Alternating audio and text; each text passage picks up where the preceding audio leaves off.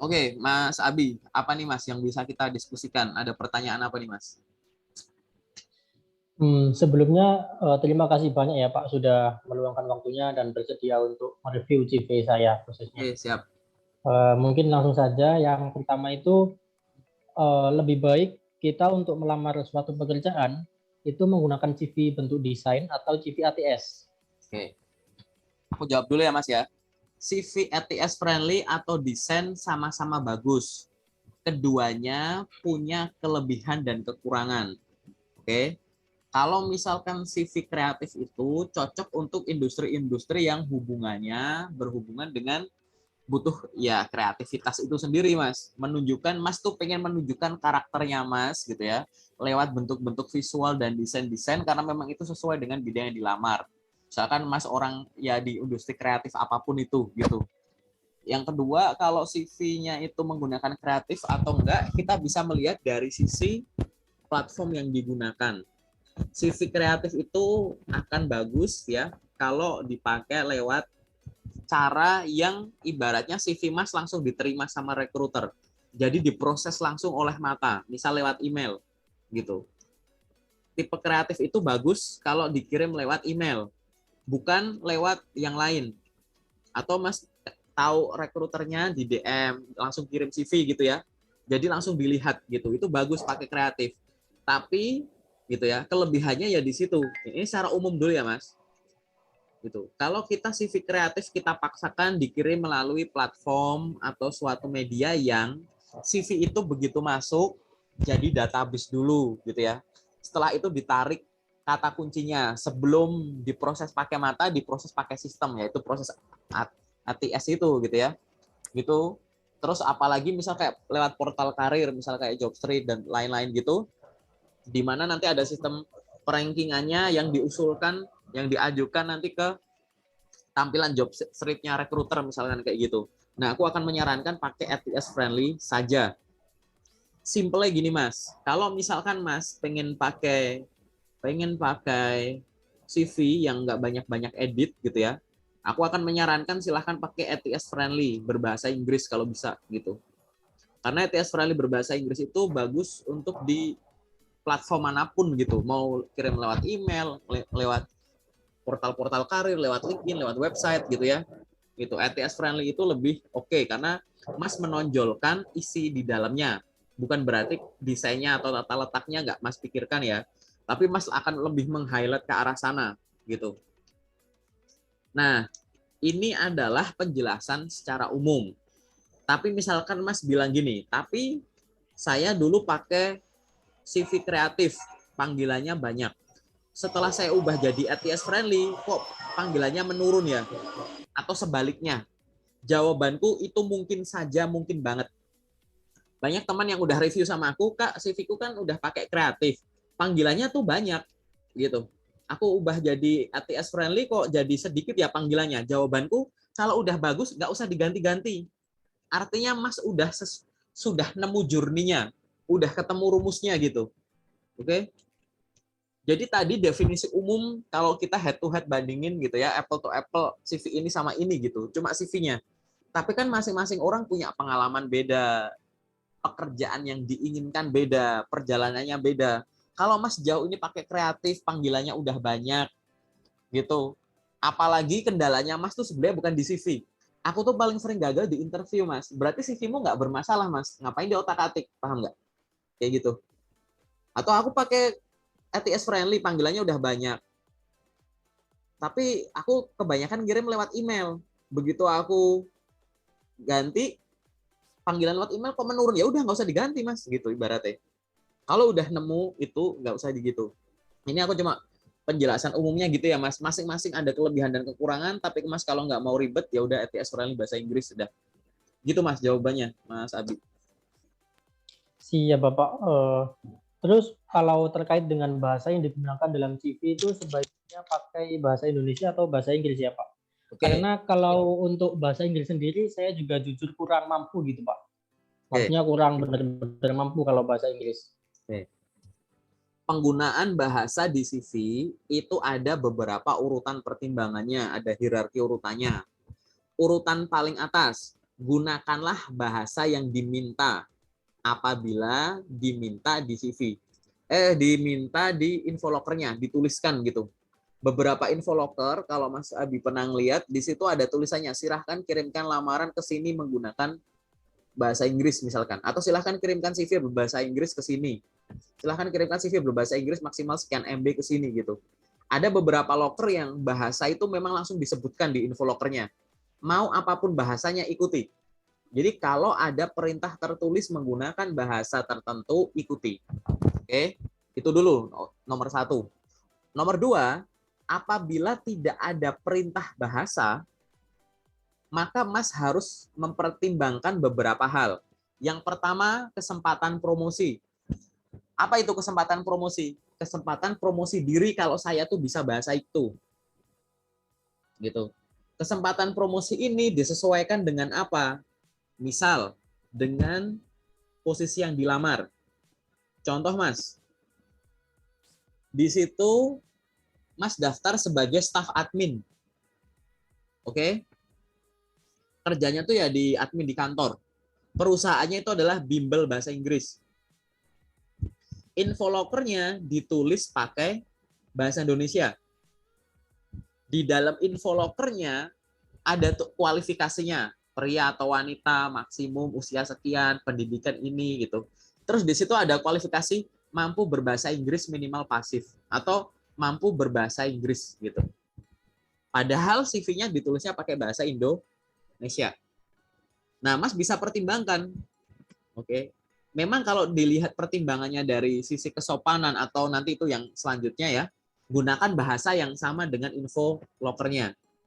Tapi kan di sini Mas bisa pamer. Memang sih CV-nya pakai bahasa Indonesia, lokernya pakai bahasa Indonesia. Tapi kualifikasi posisi yang dibuka orangnya tuh minimal harus bisa bahasa Inggris pasif. Bukankah ini kesempatan Mas untuk mempromosikan diri? Gitu. Oke, jadi pertimbangannya adalah dari sisi kesempatan promosi, dari posisi yang dilamar, atau tadi dari sisi perusahaannya. Loh ini kan perusahaannya kan bimbel bahasa Inggris, lokernya kan pakai bahasa Indonesia. Posisiku nggak terlalu butuh bahasa Inggris, tapi bukankah akan lebih menarik kalau aku juga bisa bahasa Inggris? Karena perusahaannya adalah bimbel bahasa Inggris, misal, gitu ya. Gitu. Jadi itu adalah pertimbangan. Kesempatan promosi bisa dilihat dari sisi posisi yang dibuka atau perusahaannya. Nggak harus bimbel bahasa Inggris. Mungkin perusahaan yang ada di banyak negara. Kemungkinannya Mas ngobrol sama orang-orang yang ada di negara lain banyak. Hubungannya sama ekspor-impor, dokumen-dokumen dari luar. Nah, gitu-gitu. Meeting dari banyak negara gitu. Bukankah itu kesempatan Mas untuk promo gitu? Ya kan? Kalau memang tadi perintah langsung nggak ada, kesempatan promosi juga Mas nggak ngelihat, ya udah. Cara paling aman nomor 3, gunakan bahasa yang setara. Loker bahasa Indonesia, kirim bahasa Indonesia. Loker bahasa Inggris, kirim bahasa Inggris gitu. Tapi balik lagi, kalau Mas tipenya adalah, Mas aku pengen bikin satu CV yang nggak perlu ribet, ya udah bahasa Inggris aja Mas. Gitu. Karena buat aku ya Mas ya, ini mungkin subjektif dan berdasarkan sharing teman-teman yang lain juga sih gitu, bahwa aku akan menyarankan kalau loker bahasa Inggris dikirim bahasa Inggris ya oke. Loker bahasa Indonesia dikirim bahasa Inggris ya oke. Tapi kalau loker bahasa Inggris dikirim bahasa Indonesia kayaknya kurang deh. Gitu. Ini baru sisi ngirim loker ya Mas. Kenapa aku ngomong ini? Karena tadi kan Mas bilang aku kurang bisa bahasa Inggris. Bahasa Inggrisku masih kurang gitu ya Mas ya. Jadi jangan takut untuk mencoba ngirim lamaran hanya karena wah ini lokernya bahasa Inggrisku kurang. Posisinya yang dibutuhkan dan lain-lain udah sesuai, tapi cuma nggak sesuai di bahasanya. Nanti kalau interviewnya jadi bahasa Inggris gimana? Coba aja dulu, Mas. Banyak loker bahasa Inggris, tesnya juga bahasa Indonesia. Banyak yang tesnya juga bahasa Inggris, kerjanya juga bahasa Indonesia gitu. Gitu. Nah, kalimat terakhirku adalah saat Mas merasa bahwa kemampuan bahasa Inggrisnya kurang, itu bagus. Artinya Mas sadar diri akan kekurangan. Nah, kalau sudah sadar kekurangannya di mana, yang harus dilakukan bukan menghindarinya, tapi meningkatkannya. Kenapa? Karena bahasa Inggris itu adalah hal yang positif, gitu. Kecuali kemampuan Mas yang kurang itu kemampuan apa ya, misalkan nyolong, maling, gitu. Aku nggak jago maling ya Mas, perlu saya tingkatkan nggak? Ya enggak. Karena kemampuan itu kemampuan negatif. Ya kan? Nah, ini kan Mas kemampuan bahasa Inggris. Kan bagus, positif. Jadi bukan untuk dihindari kalau positif, tapi ditingkatkan. Gitu, Mas. Oke, semoga menjawab ya yang general ya. Urutannya itu cuma begitu. Simple, Mas, menurut bahasa. Menjawab Bapak, menjawab.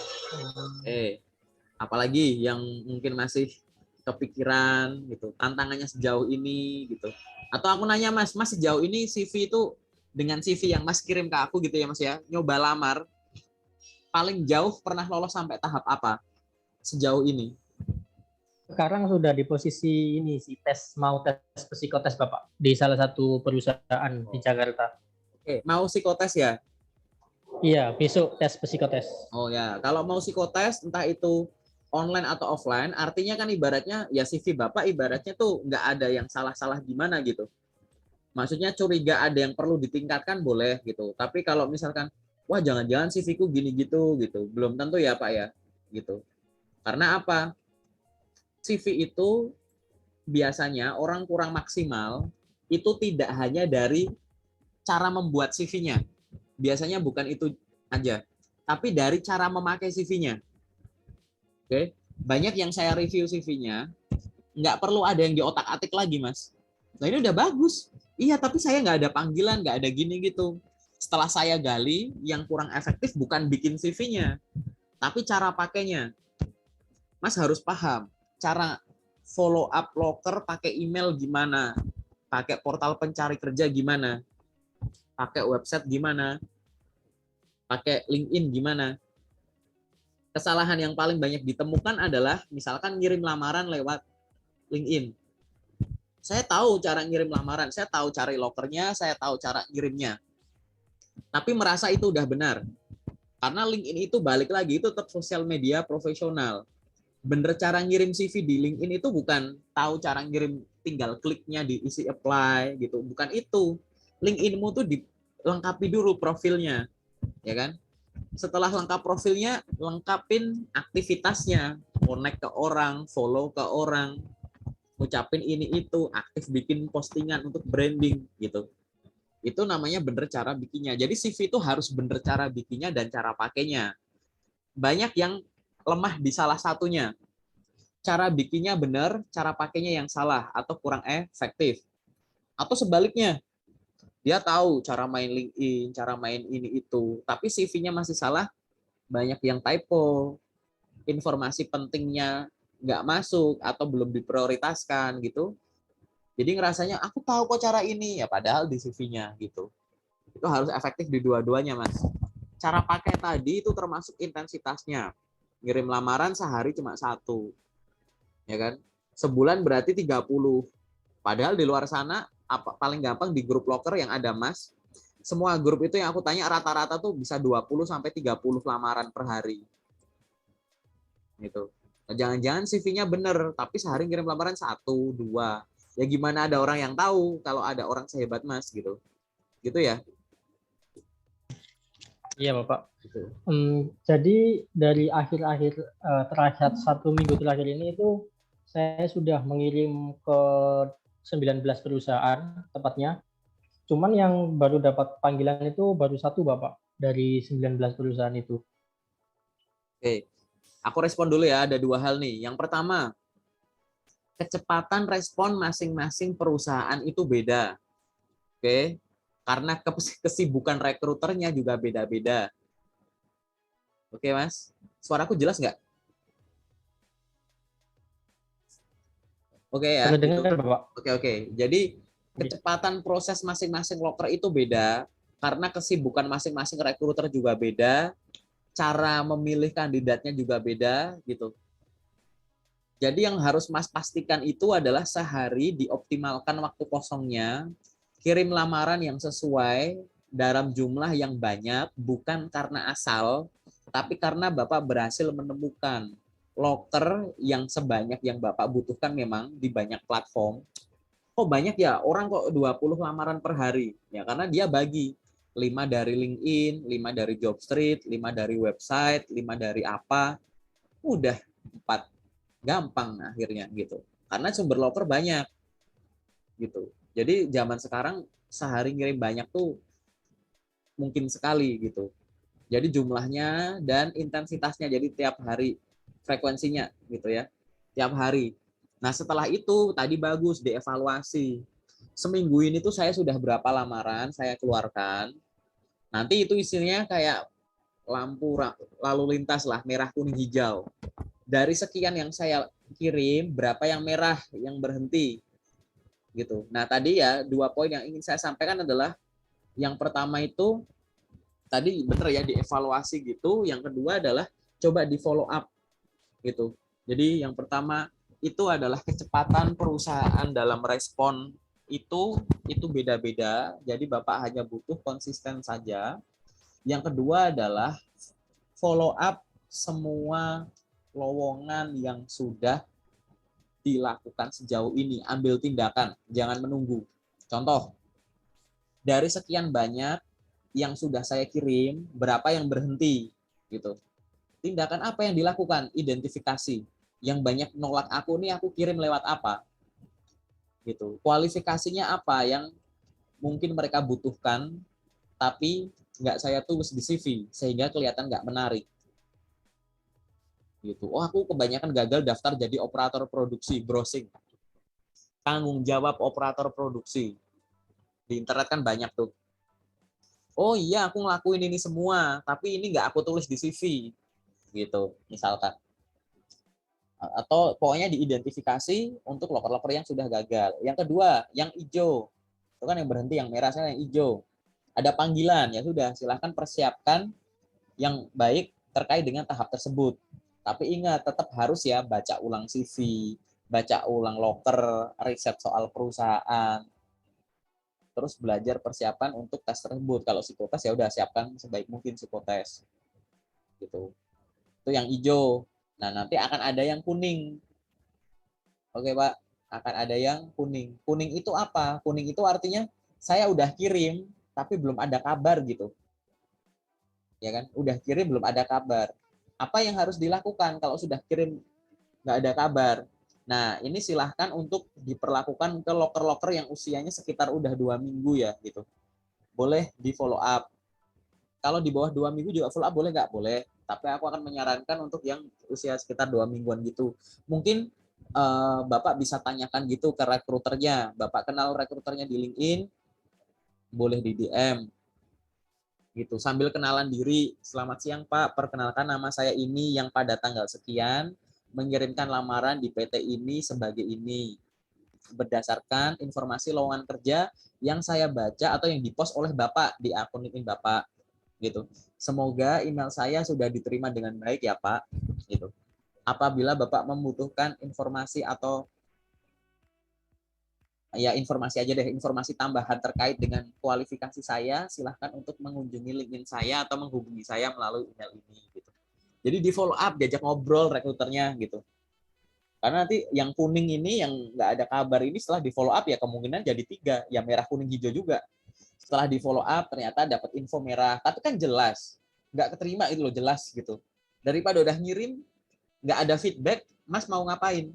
Kalau dikirim nggak ada feedback kan kita nggak tahu, kitanya nggak bagus, nggak sesuai, atau mungkin belum keproses gitu, belum kepegang kan kita nggak tahu. Tapi kan bersyukurlah dengan follow up langsung ketahuan bahwa saya nggak lolos. Oke, bisa saya untuk melakukan improvement.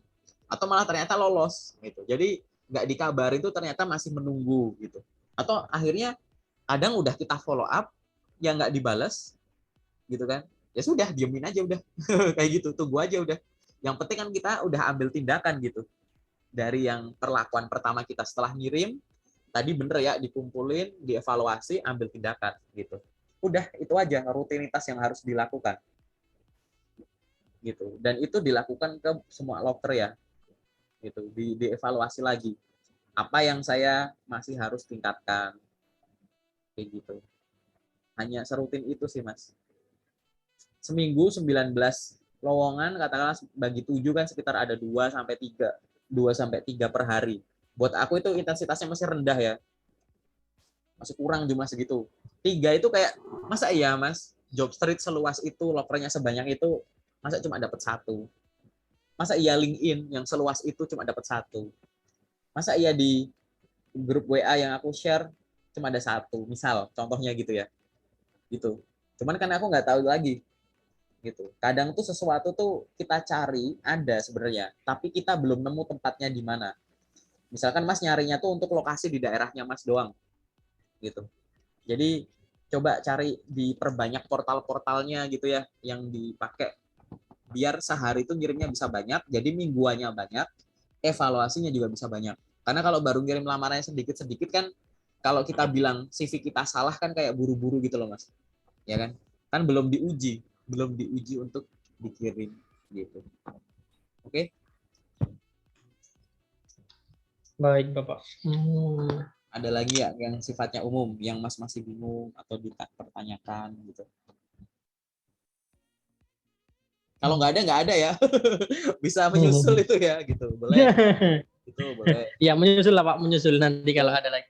Menyusul ya. Oke, nggak apa-apa. Iya, Pak. Jadi saranku cukup itu dulu ya Mas ya. Sekarang kita masuk yang sesi detail ya. Oke.